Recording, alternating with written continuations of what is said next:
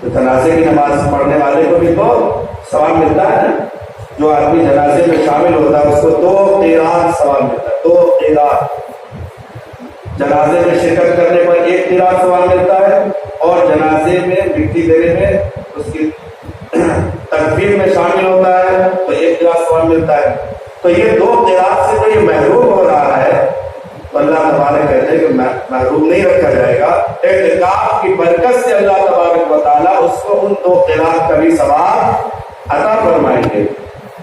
بڑی فضیلت کی چیزیں ہیں لیکن امام زہری رحمہ اللہ نے فرمایا بڑی تعجب ہے اس قول کے اوپر. اتنے سارے فضائل سننے کے باوجود, اتنے سارے فضائل ہونے کے باوجود بھی لوگ اعتکاف سے دور بھاگتے ہیں. کسی مسجد میں کی صورتحال ہوتی ہے کہ ملتا ہی نہیں, اس کو جو ہے بیٹھایا جاتا ہے رقم دے کر کے, اجرت میں بیٹھایا جاتا ہے اعتکاف کے لیے. چھوٹی چھوٹی بستیوں کی صورتحال ہے, آج بھی یہ حالت ہے. میرے دوستوں بزرگوں, بڑی محرومی کی بات ہے. اگر پورے محلے میں کوئی ایک بندہ بھی اگر اعتکاف میں نہیں بیٹھا, پورا محلہ گنہگار ہوگا.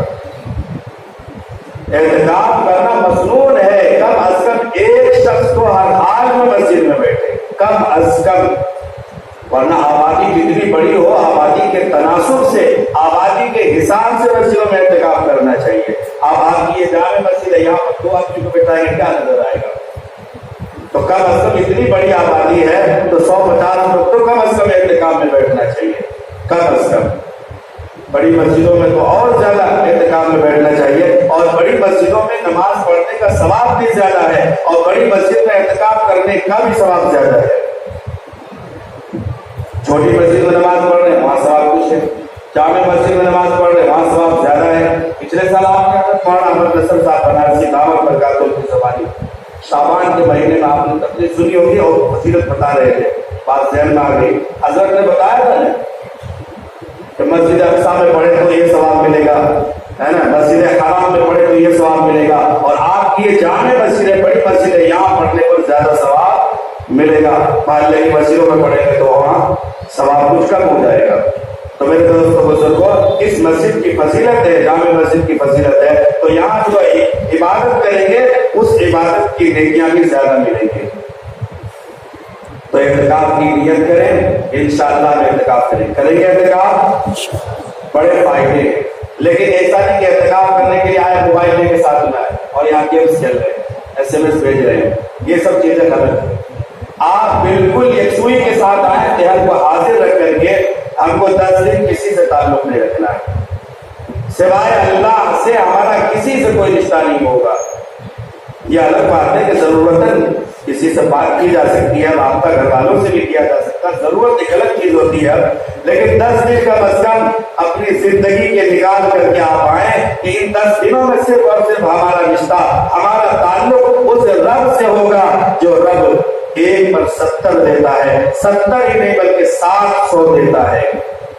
اس رب سے لینا ہے, اس رب سے اپنی بات کو منوانا ہے, اس رب سے اپنے گناہوں کی معافی تلافی کرانی ہے, اس رب کے سامنے اپنی زمین کو, اپنی زمین خم کو خم کر دینا ہے, جھکا دینا اپنے آپ کو, سرنڈر کر دینا اپنے آپ کو کہ اللہ آپ کے سوا ہمارا کوئی سننے والا نہیں ہے, آپ کے سوا ہمارا کوئی رب نہیں ہے, آپ کے علاوہ ہماری کوئی پناہ گاہ نہیں ہے, آپ کے سوا ہمارا کوئی ماوا اور ملجا نہیں ہے, آپ ہی ہماری باتوں کو سننے والے ہیں, آپ ہماری باتوں کو سنیے, ہم سب کی مغفرت فرمائیے, ہمارے علاقے اور بستی کے جتنے بھی لوگ ہیں اللہ سب کی بخشش فرمائیے.